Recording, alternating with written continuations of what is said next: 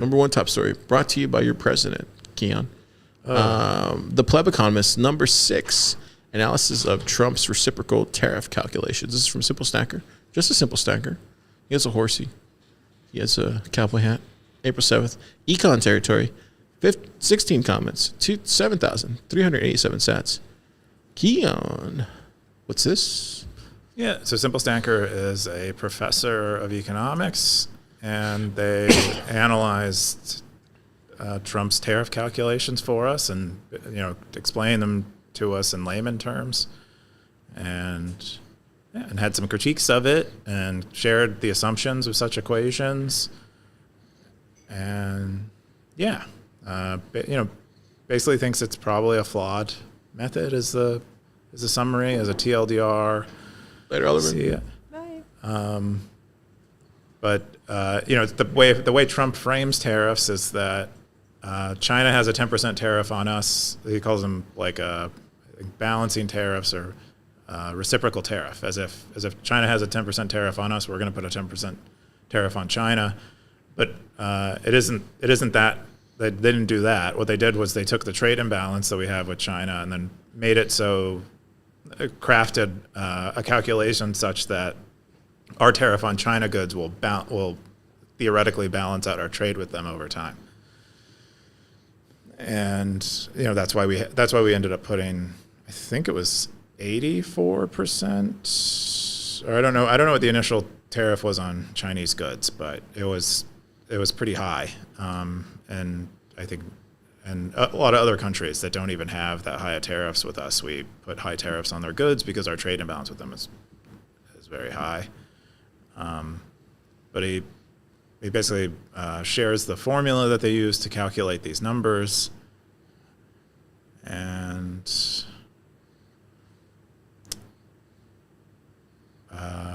and it's a bit, I think it's Trump misrepresented, I think, what he did.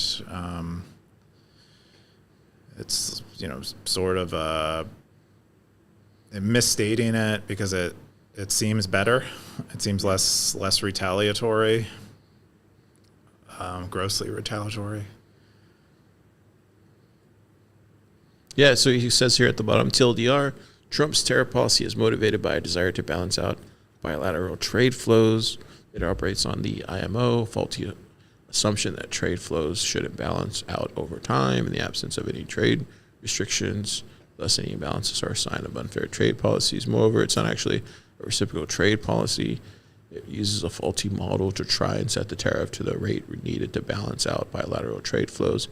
He says, in my opinion, this is a pretty bad sign of incompetence from the Trump administration. He said, I called out our health officials' incompetence with regard to COVID policy back during the Biden administration. I'm not afraid to call out our trade officials' competence during the Trump administration. It seemed like there's plenty of competence to go around. I think this is, I was saying this before the show, but I feel like this is kind of what Trump does, because he does the whole art of the deal. Did you ever see the art of the deal? Yeah. He moves the Overton window. So he does this thing where he overcompensates. He comes in really strong, and he does this thing where he I was telling Ted earlier, but if I was trying to sell Ted, or if Ted was trying to sell this Logitech camera to me, this camera that we're using here, he would say, I want to sell you this camera here, Car, and or I want to buy this camera from you, and how much did you buy it for? And I was like, I bought it for $125. You should sell it to me for $5. And we're like, no, Ted, I'm not going to sell it to you for $5. I want to sell it to you for $90. Like, no, you have 5 of these, and you can sell it for $5. And how dare you try to sell it for $90? I'm the one who told you about it. And you just try to build as much leverage as you can. And you're trying to shift the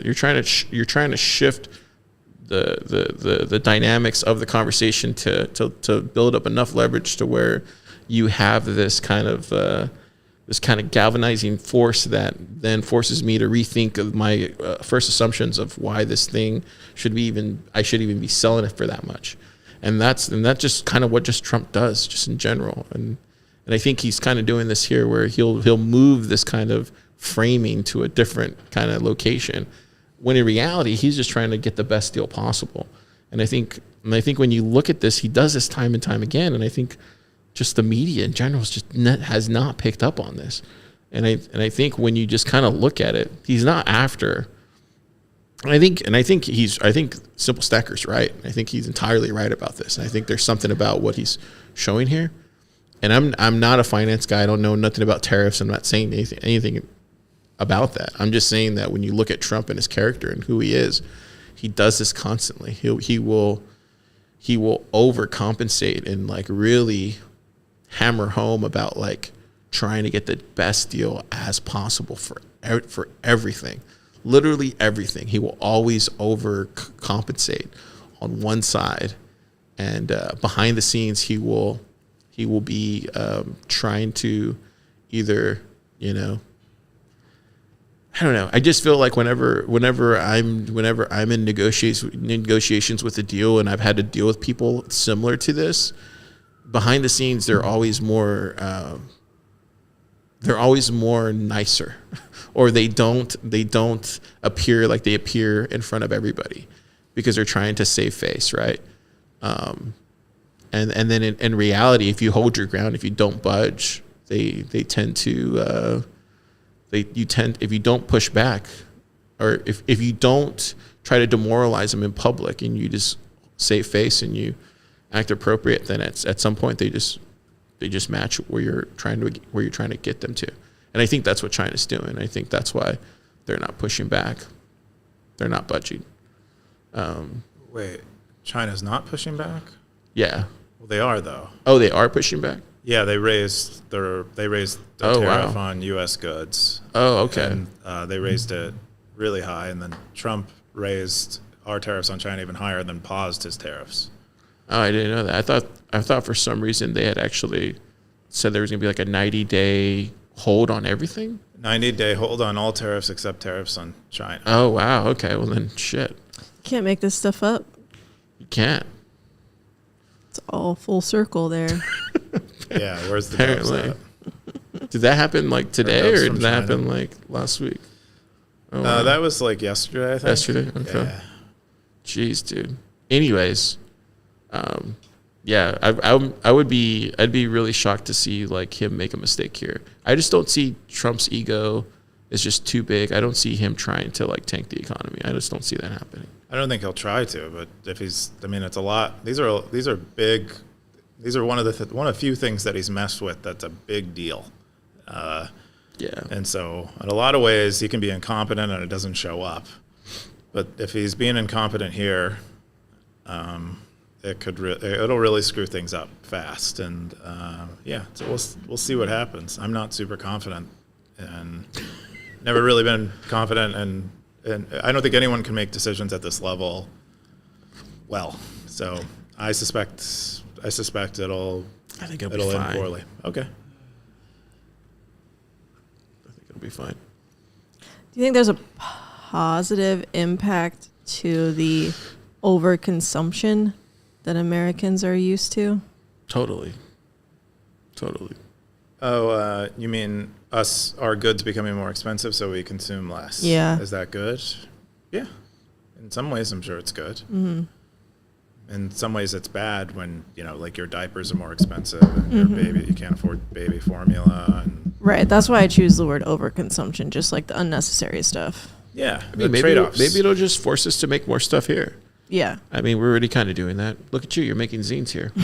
You could export that out to China, but you're not. I mean, they probably made they made the printer and got the ink from them. Probably. Hey, we might have to make our own printers now.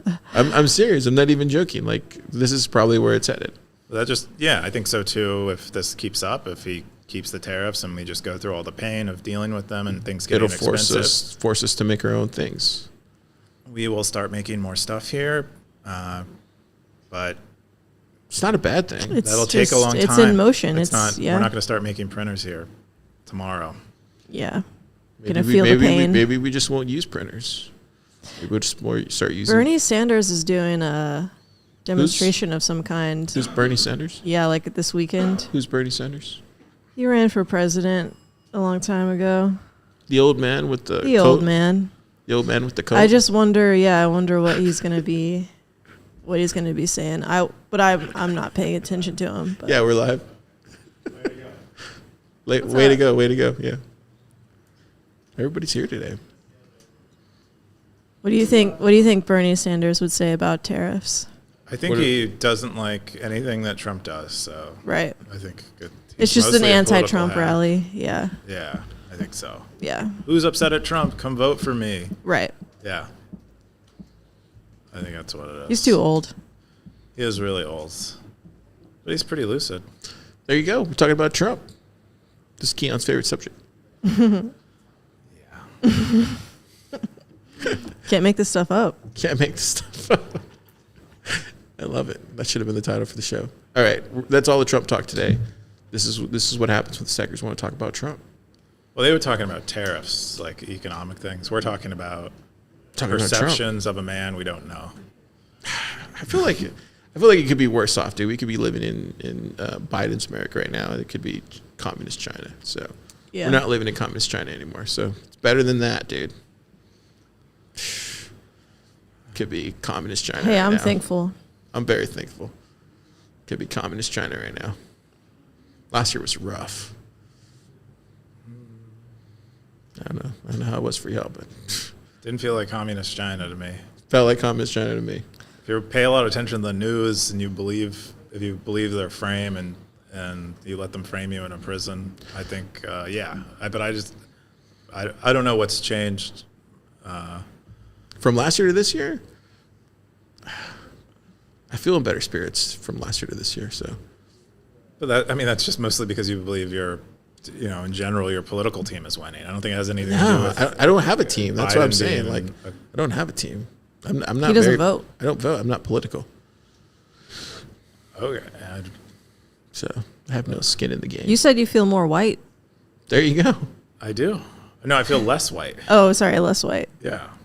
So maybe that's what's weighing. Hey, on and me. I just want you to know that your feelings are valid in this safe space. You think I've become less white over the last year? I don't think anything about you secretly. Wow. That's great. Wow. This just came into a therapy session. I'm here for it. Full circle, right, Jenna? Yeah. Full